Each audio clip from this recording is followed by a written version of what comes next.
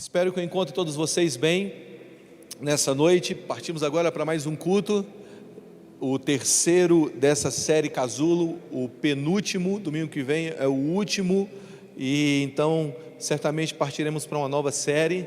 Mas eu quero deixar aqui minha gratidão por tudo que Deus já vem fazendo nessa série, nessas últimas 2 semanas, na terceira semana agora. Nós temos recebido tantos testemunhos, tanta coisa boa tem chegado até nós, e eu quero encorajar você. Se você recebeu uma cura, se você recebeu uma palavra de fé, se algo aconteceu com você nessas últimas semanas, tanto na série que está acontecendo aos sábados, de permanecer conectado com o seu destino, ministrado pelo Alessandro, como essa de domingo, por favor, envie os seus testemunhos para nós, porque isso é muito importante. É muito importante porque isso alimenta a nossa vida em fé, isso traz vigor ao que nós estamos fazendo, isso também traz esperança a outras pessoas, ao qual nós compartilhamos esses testemunhos. Eu recebi um testemunho de uma menina, de uma mãe de uma menina, na última semana, que estava com um problema nas pernas, e no momento final de oração ela recebeu uma cura nessas pernas, todas as dores foram embora, e ela se sentiu extremamente bem novamente. Nós recebemos vários testemunhos de pessoas que estão se reconciliando com Jesus, pessoas que estavam passando por um tempo de ansiedade e medo, e isso foi arrancado. Então nós temos vivido desde curas físicas a curas emocionais esses dias, e para a gente isso é tão gratificante. Dezenas de pessoas estão entrando no reino de Deus a todos os finais de semana. O Evangelho está sendo pregado. Nós, em parceria com amigos aqui, empresários aqui da IR, nós já entregamos dezenas de cestas básicas, para não dizer centenas, e obrigado por todos vocês que têm contribuído para esse projeto. Também entregamos marmitas, em conexão com amigos nossos aqui da IR também. Quero abençoar essas pessoas que têm se envolvido nesse projeto. Já estamos chegando aí a quase 6.000 marmitas entregues. Então realmente nós temos nos comprometido com a cidade nesses dias. Em breve, provavelmente, nós vamos começar uma campanha de máscaras, e fique ligado, porque nós vamos fazer isso para a cidade. Então, existem muitos projetos que nós estamos fazendo, fora as reuniões online. Tem acontecido os GRs, domingo que vem nós vamos ter aí um vídeo falando dos GRs. Olha eu botando a pressão na nossa equipe de mídia. Come on, guys. Domingo que vem nós teremos um vídeo falando dos GRs. Se você não tem estado no GR, por favor, se engaje no GR. Eu fico assim bem apreensivo para as pessoas que não têm entrado em um GR, porque mais do que nunca você precisa viver em comunhão, e os GRs vão te ajudar a viver em comunhão. Sabe, não desconecte do que nós estamos fazendo. Eu sei que tem muitas coisas paralelas acontecendo, tem muitas lives, muitos cultos, e isso tudo é maravilhoso, mas nós temos uma casa, nós temos uma igreja, e nós temos que nos comprometer com tudo que tem sido construído a partir daqui, para que quando a nossa volta chegar, todos estejam na mesma página. O meu receio não é esses dias, não é tudo que está acontecendo, porque tudo isso vai passar, mas é quando tudo isso acabar, a gente não está na mesma página, e para que isso não aconteça, você precisa se conectar. Não perca os nossos cultos, convide todo mundo. E antes de nós entrarmos na palavra, eu quero te encorajar a você pegar esse link que nós temos aí e convidar o maior número de pessoas possíveis. Eu disse ontem na nossa reunião de liderança pelo online, eu disse para o pessoal, antigamente nós evangelizávamos levando um folheto, ou trazendo uma pessoa para a nossa casa, para os grupos pequenos. Hoje o nosso folheto é esse link da internet que você manda para alguém.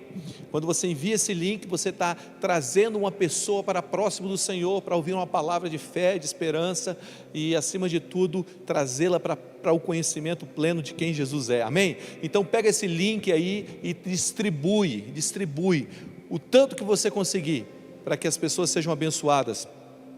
Paralelo a isso, eu tenho ouvido dezenas de pessoas que têm passado por tempos de ansiedade, de medo, de depressão.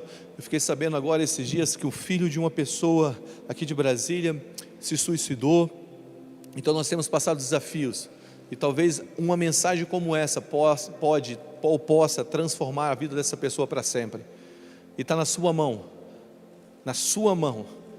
está o link que pode mudar a vida de alguém. Nós não estamos procurando apenas engajamento online, nós estamos procurando transformar vidas. E você faz parte desse processo de transformar vidas. Você é aquele que leva as boas novas. Então compartilhe com quantas pessoas você conseguir, amém? Como eu estou dizendo, nós estamos vivendo aí esses dias, estamos aí há mais de meses já, né? Estamos aí no terceiro mês, mas a gente sabe que o Senhor está com a gente nessa jornada, e nós estamos nessa série chamada Casulo, e hoje eu quero dar um passo para um lugar que é um lugar que talvez seja um lugar comum para muitos, e eu queria começar com uma pergunta, que é uma pergunta que instiga a gente, né? Que é: o que você acha que acontece quando um homem comum luta contra um gigante? É interessante porque quando a gente vai assistir um jogo de futebol, ou um jogo que a gente gosta, a gente sempre torce. Se a gente não tem um time ali jogando, a gente acaba torcendo por mais fraco, né? Sempre assim. Mas o que acontece de verdade quando um homem comum luta contra um gigante? Tem um livro de um autor que eu gosto muito, é um dos meus autores prediletos, já li todos os livros dele.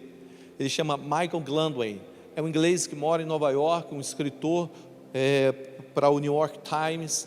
Ele tem uma coluna no New York Times. Ele também já teve 2 best-sellers nos top 5 do New York Times, e ele trouxe uma pesquisa em um dos livros dele.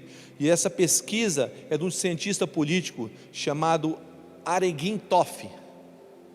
E essa pesquisa, ela busca trazer os últimos 200 anos para trás, de guerras que foram travadas. E quantas vezes exércitos menores, exércitos menos capacitados, exércitos com poder bélico menor, conseguiram vencer exércitos maiores. Exércitos gigantes, que muitas vezes tinham 10 vezes mais poder bélico do que aquele menor. E o Aregin Toff diz que 30% das vezes que exércitos menores entraram em guerras com exércitos maiores, os exércitos mais capacitados belicamente, eles venceram. E isso é um número incrível. Ele diz que os azarões, que esses underdogs, eles têm uma porcentagem de vencer guerras, sim, mesmo lutando contra gigantes. Por quê? Porque eles literalmente subvertem as regras, eles inovam, eles lutam de uma maneira diferente. Se você pegar a própria guerra do Vietnã, você vê os Vietcongs lutando de uma maneira diferente dos americanos, eles cavando túneis. Então, o que ele propõe? Ele propõe que todas as vezes que um menos favorecido entra diante de uma luta com aquele que é mais favorecido, ele começa a inovar, ele trabalha em um novo padrão de combate. E eu me lembrei de um livro que eu li há muito tempo atrás, acho que a maioria de nós já leu, que é A Arte da Guerra, e na Arte da Guerra o autor diz o seguinte, ele diz que quando você está lutando uma guerra e você encurrala um exército adversário, você sempre tem que deixar um lugar para aquele exército fugir, sempre você precisa deixar um escape para ele. Por quê? Porque se você o encurralar e não deixar um lugar para ele sair, aqueles caras vão lutar como nunca, porque eles estão lutando pela vida. E dizendo ele, o autor, ele diz o seguinte, que essa posição leva um homem a lutar como se ele fosse 10 homens. Então o que eu quero propor é que, no início dessa mensagem, que nem sempre quando um homem mais fraco luta contra algo maior, ele perde. E a história mais famosa na Bíblia, e eu quero te convidar para esse lugar agora, para esse casulo desse dia, dessa quarentena, desses 40 dias que esse exército passou de afronta, e a história que revela essa afronta e esse lugar, que foi um lugar onde houve uma tensão que provocou uma grande libertação, é a história do improvável Davi, para alguns improvável, lutando contra Golias. Essa é a história mais clássica, e é a história que inspira muitas outras. É a história que traz uma motivação, que traz uma verdade, que nem sempre o mais fraco vence. Eu sei que talvez em toda essa guerra que nós estamos passando agora, a gente seja o elo mais fraco de tudo isso, Mas eu quero tirar algumas lições de 1 Samuel capítulo 17, compartilhar com você hoje, e eu sei que o Espírito de Deus vai vir sobre a sua casa, vai vir sobre a sua vida, e nós vamos mergulhar profundo agora, no mover do Espírito Santo e na revelação da palavra. Então essa história de Davi e Golias é uma história inspiradora. Essa história se trava no vale de Elá, lá em Israel. Elá significa árvore, hoje é um lugar de carvalhos. E o vale de Elá era um vale que tinha uma distância entre uma montanha e outra, mais ou menos de 150 a 300 metros, depende da região, e existia um vale no meio. Então você percebe o seguinte: havia montanhas do lado esquerdo, do lado direito, o exército filisteu estava de um lado, o exército dos israelita estava do outro, e agora, no meio desse lugar, desse vale de Elá, esses dois exércitos estão se enfrentando, e ninguém quer descer para o vale. Como eu disse para você, está lá em 1 Samuel capítulo 17, daqui a pouco nós vamos ler alguns textos. E ninguém queria descer para o vale, por quê? Porque quem está embaixo, em uma guerra, ele está desfavorecido. Então, os dois exércitos, um está do lado dizendo, ei, vem, o outro está do outro lado dizendo, ei, vem você. O outro está dizendo, você está com medo? Vem para cá, desce no vale, vem me enfrentar. O outro está dizendo do outro lado, seja homem como sua mãe não é, desce você. Então eles estão ali vivendo aquela guerra, sabe, aquele estresse de ofensas. E de repente se levanta uma questão, e a questão é, o negócio é o seguinte: eu vou mandar um homem meu, e vocês mandam um homem seu. Era uma cultura naquela época, uma cultura de guerra, e quem vencer agora vai dominar sobre o outro exército. Eu não sei se vocês assistiram Troia, um filme bem antigo, que tem um ator famoso aí, que é o protagonista desse filme. E existe uma cena, Brad Pitt, obrigado gente, aqui a produção falou no meu ouvido, e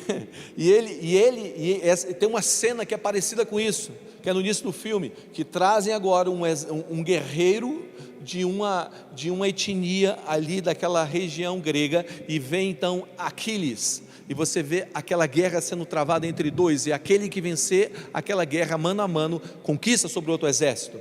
Então essa é a proposta agora que se levanta. E então os filisteus mandam um homem, um gigante, que todo mundo conhece, chamado Golias. E eu acho que os israelenses se arrependeram disso, porque quando eles viram o tamanho daquele homem entrando no meio do vale, eles se arrependeram, talvez, de ter aceitado aquele modo de guerra. E no versículo 16 do 1 Samuel capítulo 17, diz o seguinte: durante 40 dias, Golias desafiou os israelenses todas as manhãs e todas as tardes. E aqui começa a se construir um cenário. Qual era o cenário que estava sendo construído nesse lugar? E talvez você esteja vivendo nesse cenário. Era um cenário amedrontador, era um cenário de caos, era um cenário de afronta, e acima de tudo era um cenário de estresse. Imagina 2 vezes por dia aquele pensamento terrível que você tem dos seus piores males, daquilo que você pode pensar como pior, vindo à tua mente e perturbando a sua manhã. E aí quando você começa a esquecer na metade da tarde, de repente aquele pensamento novamente, aquele homem aparece no meio do arraial e começa novamente a trazer aquelas ameaças novamente à sua vida. O que se construiu então no Vale de Elá, se construiu uma cultura de estresse. O que eles estavam vivendo?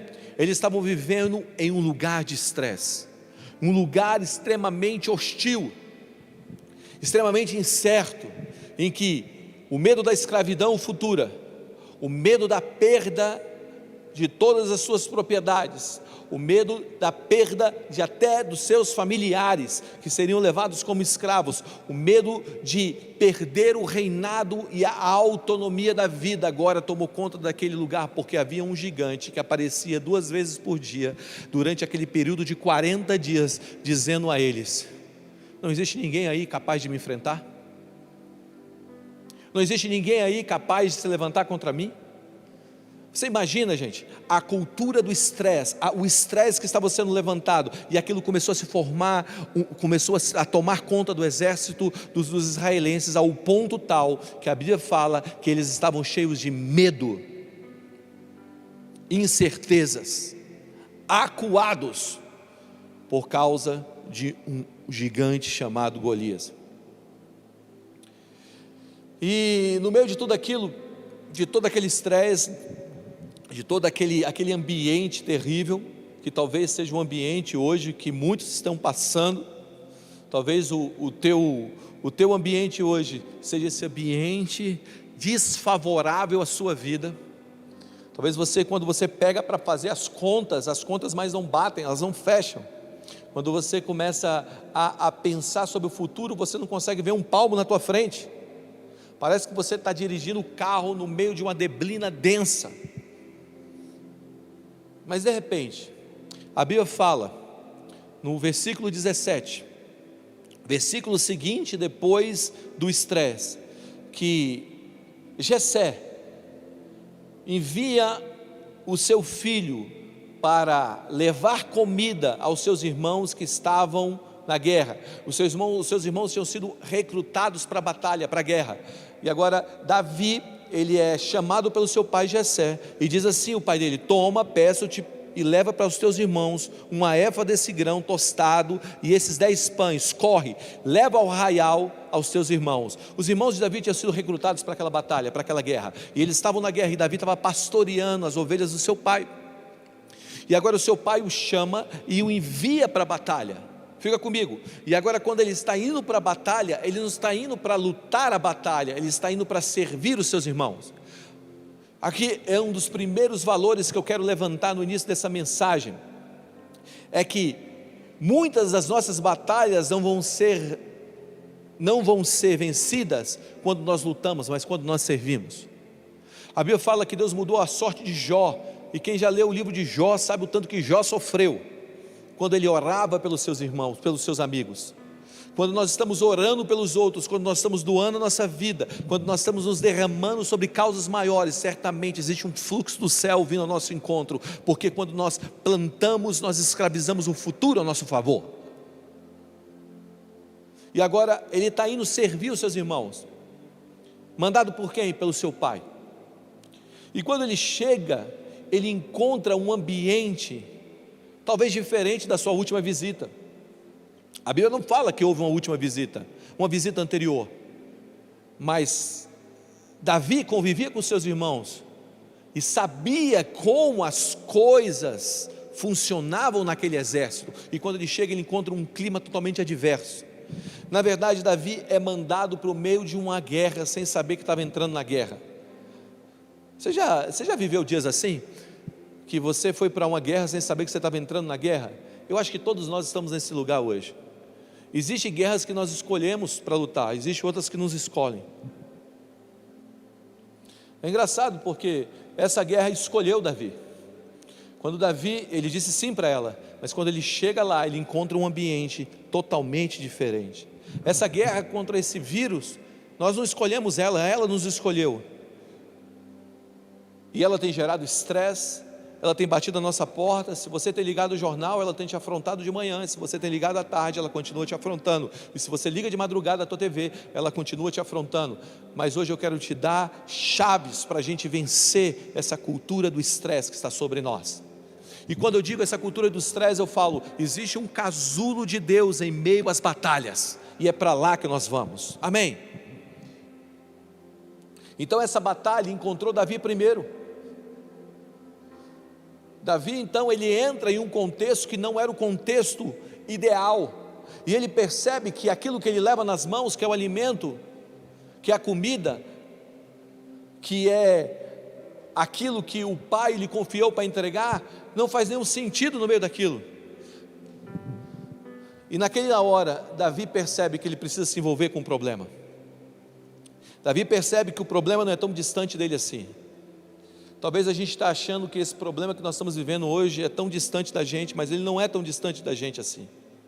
Existem irmãos nossos que estão nessa hora, nesse momento, passando luta com esse vírus, existe irmãos nossos que estão nessa hora, nesse momento, passando por lutas financeiras, existe irmãos nossos nessa hora, nesse momento, que estão passando por crise de ansiedade, existe irmãos nossos que nessa hora, nesse momento, estão passando guerra nos seus pensamentos. Mas hoje eu quero dizer, a cultura do estresse vai ser quebrada nessa noite, porque Deus vai te dar a mesma autoridade, a mesma unção que havia sobre Davi, e essa unção vai te capacitar para quebrar o ciclo da ofensa e do estresse do gigante Golias. Então, qual foram as armas que Davi usou para mudar aquela atmosfera? Porque ele entra num ambiente que é um ambiente de descredibilidade. Talvez seja assim que você está vivendo, descredibilidade total quando você vê os números da tua empresa. Ei, presta atenção, Deus é maior do que isso. Eu sinto que Deus vai mudar a chave na sua vida, na sua empresa. Deus vai fazer algo poderoso. Mas o que mudou aquele ambiente? O que trouxe uma mudança na atmosfera daquele lugar? Eu quero te dar aqui alguns pontos rápidos. Primeiro, Davi mudou a frequência do lugar. Versículo 26 diz o seguinte: Davi ouve os relatos do que o gigante estava fazendo, e ele declara isso: quem é esse homem incircunciso para afrontar o exército do Deus vivo? O que Davi estava fazendo? Davi estava mudando a frequência. Mudar a frequência de um lugar é mudar as palavras que são declaradas sobre aquele lugar. A Bíblia fala que no poder da língua está a vida e a morte. A sua voz, escute isso, a sua voz carrega a sua digital. A sua voz carrega o poder para edificar grande parte do mundo que está ao teu redor. Sabe que bons amigos são construídos com boas palavras. Sim, com boas atitudes, mas com boas palavras. Você sabe que boas famílias são construídas também com boas palavras. E eu quero te encorajar a você mudar a frequência hoje, porque a sua voz carrega a sua digital. A Bíblia fala que Deus disse: haja luz, e houve luz. A digital de Deus saiu pela voz de Deus e trouxe bondade a tudo que Ele construiu. Porque depois que Deus fazia as coisas, no final do dia Ele olhava para trás e via o poder da sua voz, via a construção da sua voz e dizia: isso é bom. Então a nossa voz carrega a nossa digital. É engraçado quando você encontra com pessoas que são amarguradas. A voz dela é amargurada, a conversa dela é amargurada. Por quê? Porque a digital dela está sendo falada, vem pela voz. Está comigo? Então, mudar a frequência começa a mudar com mudança de declarações. Salmo 29, versículo 4 diz o seguinte: a voz do Senhor expressa força, a voz do Senhor é majestosa, a voz do Senhor é poderosa. Vamos lá, gente, a voz do Senhor expressa força, ela é forte, a voz do Senhor é majestosa, a voz do Senhor é a digital do Senhor. A Bíblia também diz em Ezequiel capítulo 43, versículo 2: eu vi a glória do Deus Israel que vinha do Oriente, a sua voz era como a voz de muitas águas, e a terra resplandeceu por causa da sua glória. Sabe, voz de muitas águas, para a gente voltar para essa mudando essa frequência, a voz de muitas águas não está falando da quantidade de água que existe no ambiente. Você pode estar no meio do oceano, imagina um náufrago no meio do oceano, pendurado numa boia, boiando, e ainda assim não tem nenhum tipo de barulho, silêncio. Quando a Bíblia fala que a voz do Senhor é como o som de muitas águas, a coisa mais parecida com isso talvez seja as quedas d'água das cataratas de Iguaçu, ou talvez seja uma cachoeira forte. Todos os anos, a maioria dos anos na verdade, eu e minha família, a gente vai para uma cachoeira aqui perto, que é uma das maiores cachoeiras do Brasil.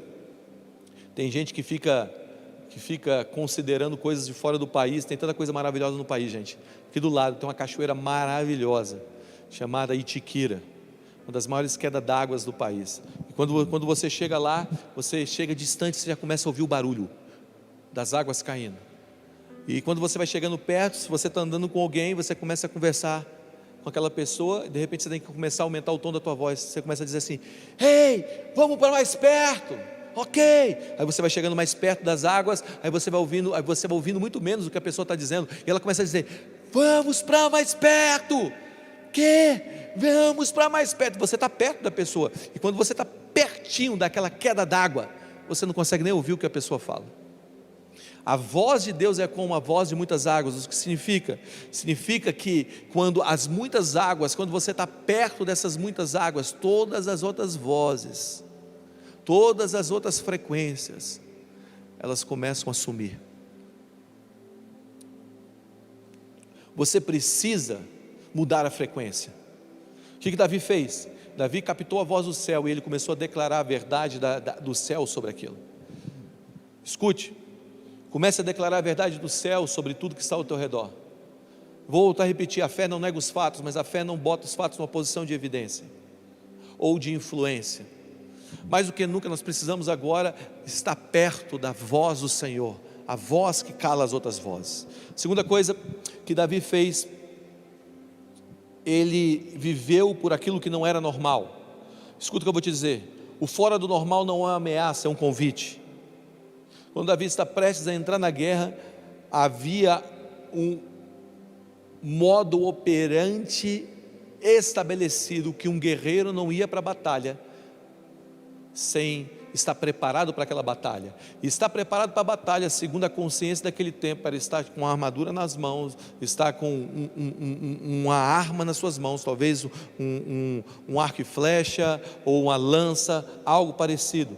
Mas quando você pega o versículo 38 de 1 Samuel capítulo 17, você vai encontrar essa história. E Saul vestiu a Davi das suas vestes, pôs sobre a sua cabeça um capacete de bronze, vestiu com uma couraça.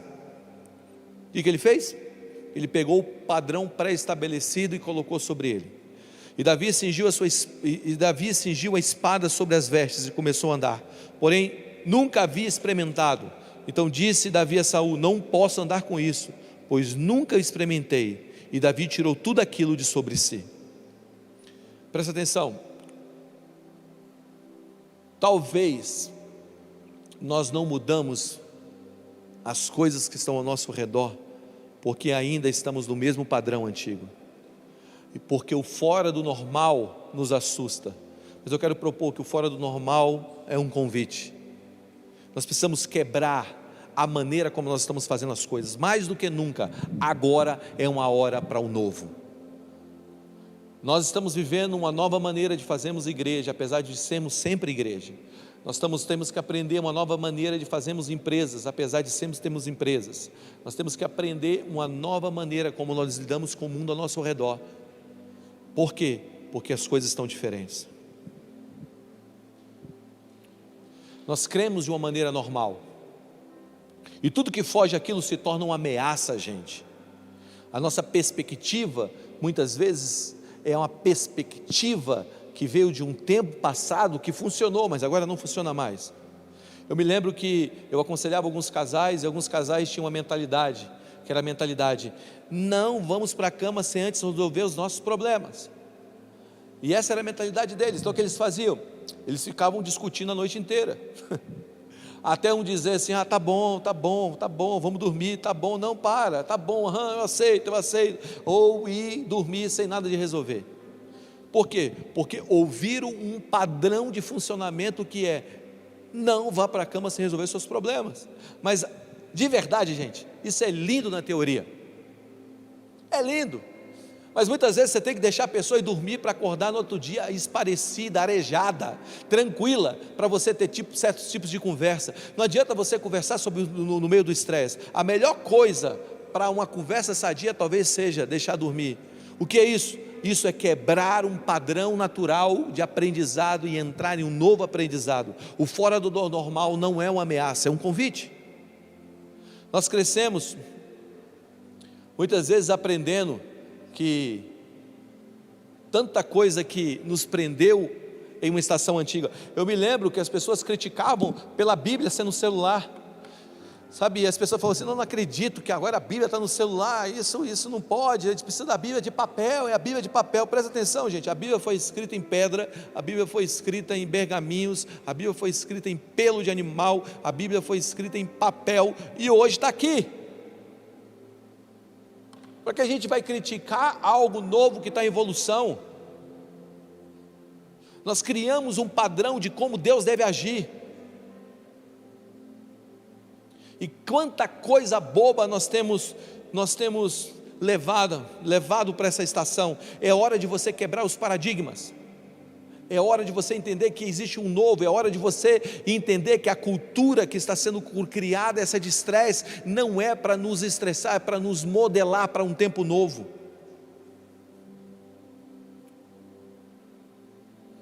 Eu vejo tanta gente brigando: Deus escolhe alguém para mim, ou eu escolho Deus abençoa.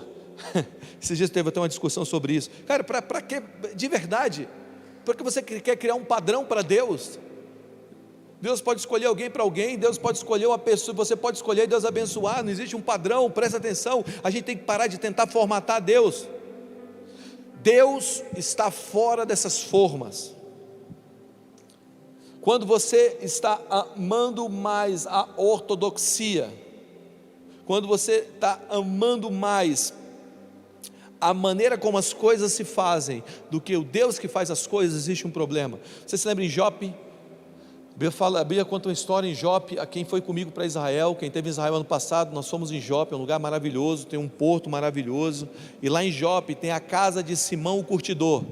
A casa de Simão o Curtidor foi aonde Deus trouxe uma visão para Pedro, e a visão descia do céu em um lençol, e aquela visão tinha vários animais que para os judeus, para a cultura judaica, eram animais impuros, animais que rastejavam ou coisas parecidas, e como o porco, o judeu não come porco, provavelmente porco tinha naquele lençol, e quando aquele lençol desceu, Deus vira para Pedro naquela visão e diz: Pedro, come. E o que ele fala? Não, eu não posso comer isso, Senhor. E Deus está falando para ele: Pedro, come. Eu acho que Pedro estava pensando que Deus estava fazendo uma pegadinha com ele, e Deus estava dizendo: não, Pedro, eu preciso que você coma isso. Por quê? Porque da casa de Simão Curtidor, a visão para o mundo gentílico da pregação do Evangelho estava começando. Como começaria? Quando Pedro quebrasse a tradição pela missão. E quando eu falo quebrar a tradição, é quebrar o ciclo daquilo que não é bíblico, mas está na tradição, está nos costumes. E o que ele está dizendo? Deus está falando para Pedro: Pedro, come, e ele está dizendo não, e agora Deus recolhe. A tradição estava acima da missão. Deus tinha uma obra para Pedro, para que ele fosse o apóstolo para o mundo gentílico. Deus tinha algo que não era o normal, mas era um convite, e ele se sentiu ameaçado naquele exato momento. O que eu quero propor para você é que naquela hora, naquele exato momento, Deus estava chamando Pedro para começar um movimento de missões para o mundo gentílico, ou para aqueles que não são judeus. Nós temos que perceber que o mundo está em evolução, que as coisas estão mudando, a palavra de Deus permanece a mesma, mas as coisas estão mudando. O que eu quero te dizer é que quando Davi, ele abre mão de uma armadura, ele está começando um novo modo operacional de lutar aquela batalha. Eu quero orar agora nesse exato momento e pedir para que Deus derrame sobre você um novo modelo de funcionamento, uma nova mentalidade para que você vença as batalhas que estão diante de você, para que você quebre a cultura do estresse. Não cruze os seus braços, continue. O fora do normal não é uma ameaça, é um convite. Amém?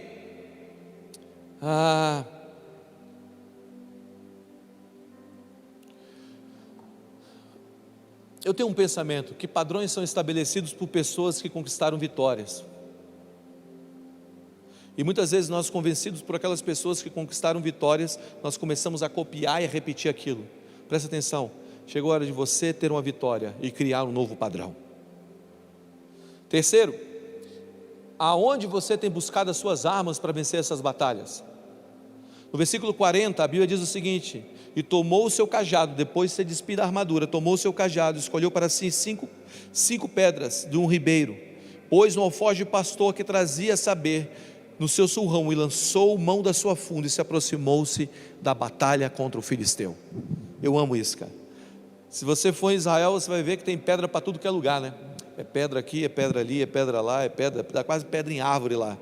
Agora a Bíblia fala que Davi saiu e foi em um lugar buscar as suas pedras. Você tem que entender que, por mais que algumas armas para nós sejam acessíveis, Você precisa aprender que por mais que exista algo que nos ajude a caminhar nesse tempo que é acessível, Deus quer que você vá em algum lugar, ou em um lugar, buscar as suas armas. E segundo a Bíblia fala que Davi foi ao ribeiro de águas, que descia ali naquele vale de Elá. Ele poderia ter pego pedra de qualquer lugar, mas ele não pegou, ele foi naquele ribeiro. Por quê? Eu quero fazer algumas analogias aqui. Primeiro, as pedras que estão em águas, elas são constantemente lavadas. As pedras que estão nas águas, elas constantemente estão sofrendo a pressão, elas estão sendo transformadas, as partes ásperas delas estão sendo literalmente lixadas por aquela água. A água na Bíblia sempre representou a presença do Espírito Santo, a presença de Deus. Então o que Davi está fazendo, nessa analogia que eu quero trazer hoje, Davi está indo aonde as águas estão. Escute, você não vai vencer essas batalhas, essa cultura de estresse, apenas com a força do seu braço. Você precisa ir no ribeiro de águas, você precisa acessar o Espírito Santo, você precisa dedicar a tua vida à força do Espírito Santo. Aquilo que você não pode fazer com as suas mãos, aquilo que não pode romper com as suas mãos, você precisa então ir até Ele, porque lá você vai pegar as armas certas, as pedras certas para essa batalha. Você já gritou, não funcionou. Você já bateu e não funcionou. Você já tentou com a tua força e não funcionou. Experimente se ajoelhar e orar. Experimente confiar. Experimente se submeter ao Espírito Santo. Existem muitas pessoas que estão me vendo agora, que nesses dias a sua vida se esfriou. Você estava queimando de amor por Jesus e você não está mais. E agora você está vendo o estresse crescer na tua vida. Perceba algo, gente. Perceba algo, meu irmão. Deus te chamou para Ele. É nele que você vai encontrar as armas necessárias para vencer as batalhas. A Bíblia fala no livro de Romanos, porque dele, por Ele, para Ele são todas as coisas. Vá atrás dessas pedras no lugar correto. Pegue as armas certas. A Bíblia fala que as armas da nossa milícia não são carnais, mas poderosas em Deus para vencer, para quebrar, para destruir fortalezas. Nós não lutamos com armas humanas. Sim, nós aplicamos na terra as nossas armas celestes. E hoje eu quero orar por você e pedir para que o Senhor te dê as armas certas, para que quando você pegue uma pedra lavada, quando você arremessar, ela possa cortar o vento e ser extremamente cirúrgica nesse ataque. A Bíblia fala em João capítulo 3, versículo 5, nós devemos nascer da água e do Espírito. O Senhor quer te levar nesse lugar das águas. E agora esse homem, ele entra no campo de batalha, chamado Davi, cara, imagina isso, o gigante, o garoto, ruivo, de bonita feição, e aquele gigante olha para ele e fala assim: você é um cão? Por acaso eu sou um cão para você vir contra mim com paus e pedras? E eu amo o que Davi fala, cara, porque Davi nunca chama o gigante de gigante, ele sempre chama de circunciso. Davi nunca olhou para o gigante pelo tamanho que ele tinha. Davi sempre olhou para o gigante a partir da perspectiva de Deus para com ele, e Deus para com aquele gigante era um incircunciso. Deus olhava aquele gigante como um incircunciso. E é engraçado porque Davi se focou nessa visão de Deus. E a Bíblia fala que ele entra então rodando a sua funda. Não sei se você sabe, mas a funda, ela sai na velocidade de um tiro.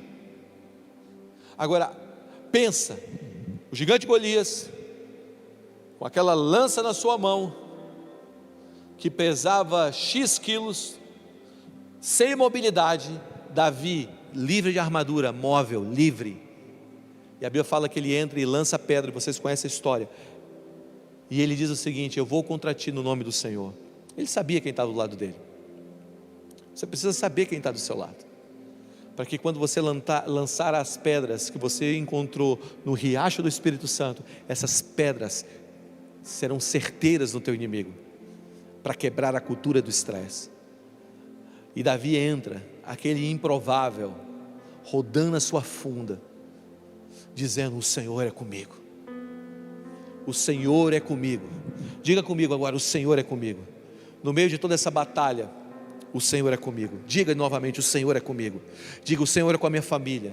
Diga: o Senhor é com minhas empresas. Diga: o Senhor é com a minha história. Diga: o Senhor é com meus filhos. Diga: o Senhor é com meus pais. Diga: o Senhor é com a minha saúde. Diga: o Senhor é com a minha sanidade. Diga: o Senhor é com a minha mente. Diga: o Senhor é com o meu espírito, com a minha alma. Sabe, diga isso agora em voz alta: o Senhor é comigo. E a Bíblia fala que ele entrou rodando aquela funda. Que cena louca. É aquela cena daquele cara que tem um carro de filme, que tem um carro improvável, e agora ele está conseguindo fazer aquela volta mágica. E quando ele está chegando, então, perto do gigante, a Bíblia fala que ele arremessa aquela pedra, e aquele gigante cai. E quando aquele gigante cai, silêncio do lado, gritos do outro. Você vai ver o seu inimigo silenciar e seus amigos gritarem, porque o gigante caiu.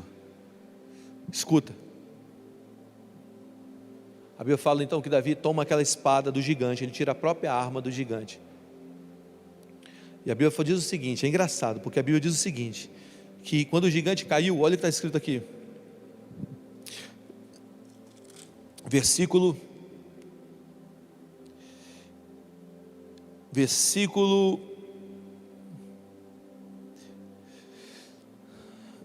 48, aconteceu quando o filisteu se levantou e começou a se aproximar de Davi, se apressou, deixando as suas fileiras, correu de encontro ao filisteu, meteu a mão no alforje e lançou a pedra, e a pedra se encravou na testa, e ele caiu com o rosto no chão. Assim Davi derrotou os filisteus, o filisteu com a funda e com a pedra, ele derrubou e o matou. Diga: o matou. Agora olha o que acontece, ele derruba e o mata, ele matou quando ele caiu. Não havia nenhuma espada na mão de Davi, por isso Davi correu e lançou sobre os filisteus, pegou a espada e tirou da bainha e matou. Agora é engraçado porque você vê aqui duas vezes Davi matando Golias. Você vê ele matando com a pedra e matando depois com a espada. Por duas vezes a Bíblia fala que Davi o matou. Por quê? Porque a primeira morte, se pode se dizer, quando Davi lança a pedra e acerta a testa dele, aquilo é uma vitória pessoal. Mas quando aquele gigante cai, Davi arranca a espada e corta a cabeça. Pensa isso, cara. Pensa nessa cena sangrenta, épica. Pensa nessa cena de Coração Valente, William Wallace. Pensa nessa cena de Tarantino. Ele pega a espada e corta a cabeça do gigante. Ele levanta, sujo de sangue, ele levanta a cabeça e começa a gritar: oh! Essa é a segunda morte. A primeira morte é a morte que promove a pessoa. A segunda morte é a morte de Golias para a nação. E ele mostra a cabeça para o exército filisteu, e ele mostra a cabeça para o exército de Israel, e ele está gritando: ah! A vitória pessoal agora se torna a vitória nacional.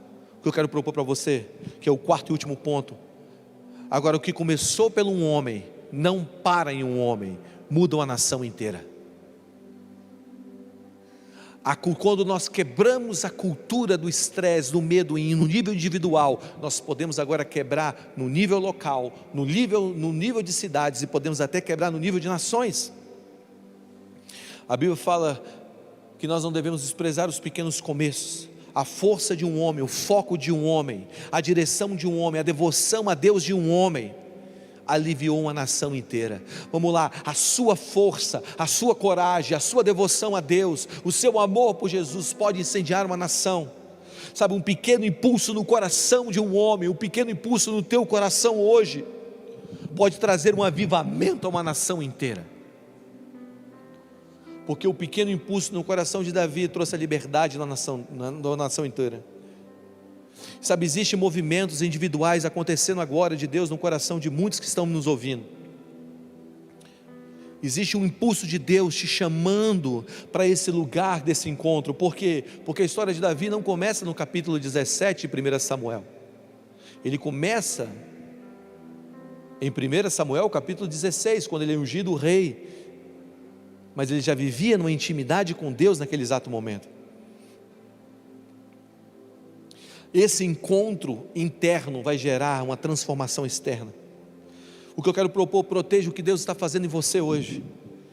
Nós temos que levantar uma cultura, gente, escuta, igreja, nós temos que levantar uma cultura que a gente proteja o que Deus está fazendo no coração das pessoas agora. Nós temos que levantar uma cultura que a gente proteja aquilo que Deus está fazendo no coração do indivíduo, porque aquilo que está começando no teu coração hoje, no teu coração, no coração lá dentro, lá no fundo, essa fome, essa sede, talvez seja o início de um grande avivamento.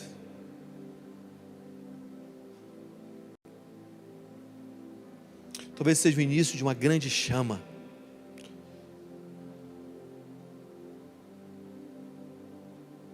Todos os homens que viveram um avivamento pessoal, um dia viveram um avivamento nacional.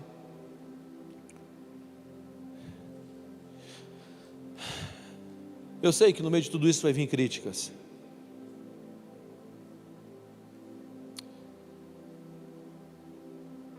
Todo aquele exército era ungido do Senhor, era. Escuta o que eu vou te dizer. Todo aquele exército era o exército de Deus, sim. O exército que Golias estava afrontando era o exército do Deus vivo, sim. Mas a disponibilidade só foi de um. Só um se dispôs a correr risco. Só um se dispôs a fazer a história e a construir a história. Escute, nós temos muitos hoje, mas no final dessa mensagem eu quero convocar aqueles que querem correr risco, aqueles que querem fazer da chama interna uma chama para uma nação inteira, aqueles que querem calar as outras vozes e ouvir uma única voz. Sabe, antes de eu entrar aqui, estava tendo o som estava aqui, a banda estava tocando, mas eu não estava ouvindo a banda, eu estava literalmente com um fone do ouvido, ouvindo a banda tocar através da internet. Então quando você coloca um fone, parece que todas as outras vozes somem. O que você tem que fazer? Você tem que botar o fone agora de Deus, o fone da voz do Senhor, e captar essa frequência, e começar a perceber que a vitória sua, a vitória de um homem pode mudar uma nação. A sua vitória vai mudar uma nação. Você vai buscar as armas nos lugares corretos. Escute, você não está com medo daquilo que é anormal, porque o que é fora do normal não é ameaça, é um convite. Escute, você precisa mudar a frequência hoje. O que eu quero propor para você é que no final dessa mensagem agora, nesse exato momento, o Senhor quer vir sobre você para quebrar essa cultura de estresse, quebrar esse medo, quebrar o que está acontecendo, o que tem gerado esse mal sobre você. Se você tem se esfriado, hoje é um dia para você se aquecer novamente. O Espírito de Deus está vindo sobre você. Apenas feche os seus olhos onde você está e receba a mesma força que veio sobre Davi. O Senhor é contigo.